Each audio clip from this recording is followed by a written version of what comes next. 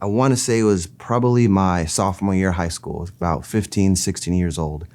And my mom never has had a driver's license. So we left seeing the movie Ali. It's about 12 o'clock, 1 o'clock in the morning because my mom got out of work late and, riding our bikes back to the house.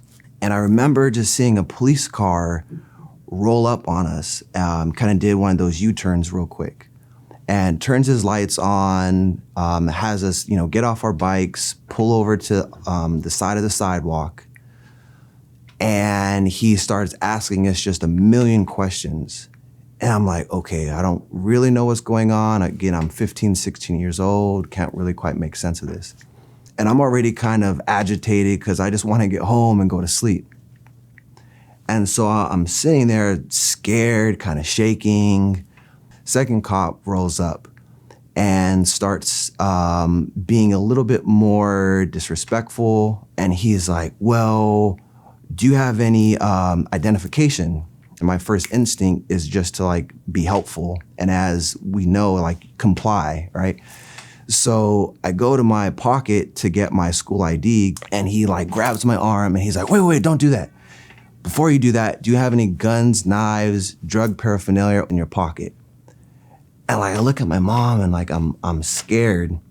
What's going on? Why is he harassing me like this? He's spread your legs and makes me put my hands up against one of the light poles that were there. So I spread my legs. I mean, this dude basically assaults me, and he's feeling my legs, feeling behind my jacket, trying to take my hood off. And he just touches me in all the wrong places. The utter disrespect for me and my Black body, the utter disrespect and disregard, just for my humanity, as I'm literally complying, I did everything to the letter that this guy said. And he still didn't care. They didn't even see me as a person. They just saw me as a criminal. And this incident I'm talking about was, 13, 14 years ago. And to be in the same place where people just tell you man, just comply, you'll be all right. Or just do what they say and you'll be all right. It's just no, we get killed just for being Black. And on top of that, I, as a Black person, just want my humanity to be recognized. I think there's a certain level of also being in Washington, D.C. right now. Hold on a second.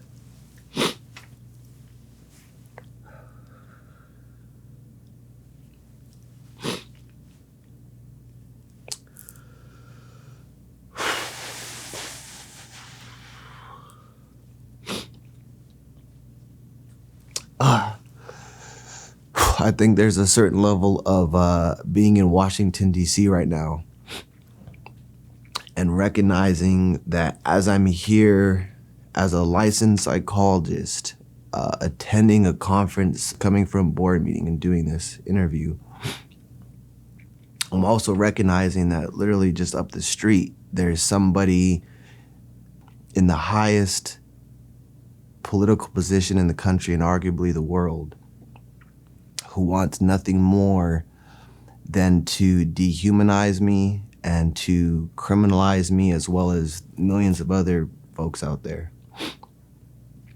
And it's all of the other accolades or accomplishments or works of service that I've done, it doesn't matter. I mean, I don't care if you recognize me as a psychologist. I don't care if you recognize my professional work. I think a lot of us just want our humanity to be recognized.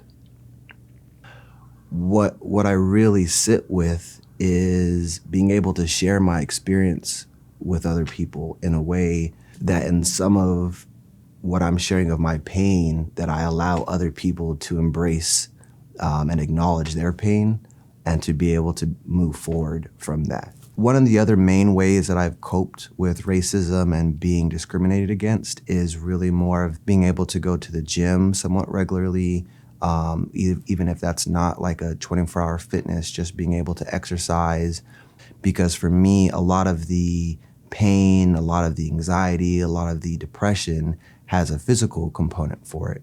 So I need to also balance that with a physical release.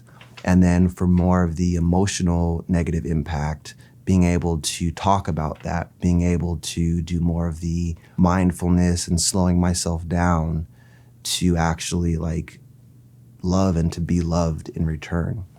And I think one of my mentors once told me that the fastest way to get somewhere is to slow down. And being able to recognize like when I'm trying to fight racism, when I'm being faced with racism, when I'm trying to support other people who are faced with racism, being able to just kind of sit and to hold that in a way. And again, whether I'm encouraging them to go to the gym or I'm encouraging myself, a lot of my coping is a balance between some of the emotional coping as well as the physical coping.